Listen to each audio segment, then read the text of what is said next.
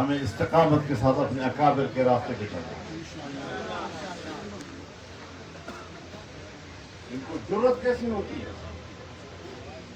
کہ وہ مفتی محمود کو مرتد کہتے ہیں؟ ان کو جرأت کیسی ہوتی ہے کہ وہ مولانا عبدالحق کو مرتد کہتے ہیں؟ انہیں جرأت کیسی ہوتی ہے کہ وہ حضرت درخواستی کو مرتد کہتے ہیں؟ انہیں جرأت کیسی ہوتی ہے کہ وہ احمد علی لاہوری کو مرتد کہتے ہیں؟ انہیں جرأت کیسی ہوتی ہے کہ وہ مفتی اعظم ہند مفتی کفایت اللہ کو مرتد کہتے ہیں؟ انہیں جرأت کیسی ہوتی ہے کہ وہ مولانا حسین احمد مدنی شیخ الاسلام کو مرتد کہتے ہیں؟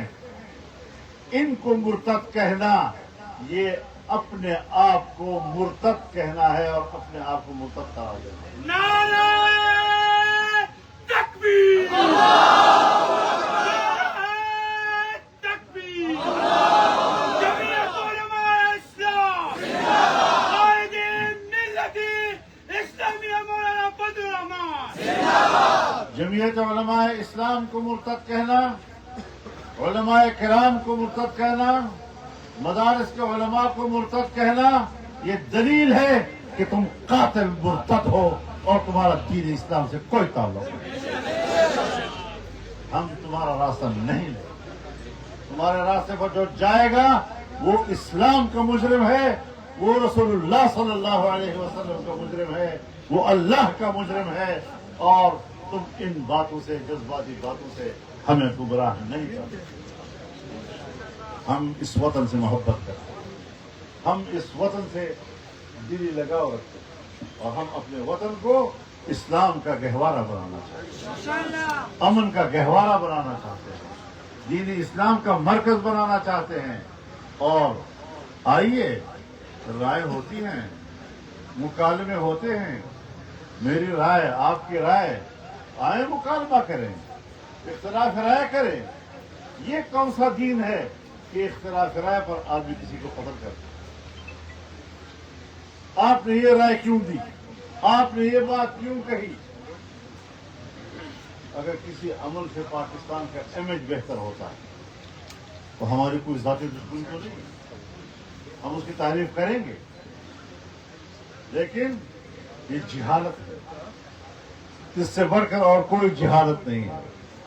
ہم نے پاکستان کے اندر علماء کرام کے تمام مکاتب فکر اتفاق رائے کے ساتھ متفقہ اور اجماعی طور پر کراچی سے لے کر چترال اور گلگت تک کے تمام مدارس کے علماء نے اتفاق کے ساتھ یہ اعلان کیا ہے کہ پاکستان کے اندر اسلحہ اٹھانا سرحد ناجائز. یہ متفقہ تحریری فیصلہ، لکھا ہوا فیصلہ. پاکستان کے کل عرض کے لاکھوں علماء کرام وہ دین کو نہیں سمجھتے، اور تم چند پکوڑے اسلام کو سمجھتے ہو. آپ کی حیثیت تو پکوڑوں کی ہے، اپنے آپ کو مجاہد کہتے ہو، شرم نہیں آتی؟ تم مولانا سمیع الحق کو شہید کرو گے تو میں آپ کو مجاہد کہوں گا؟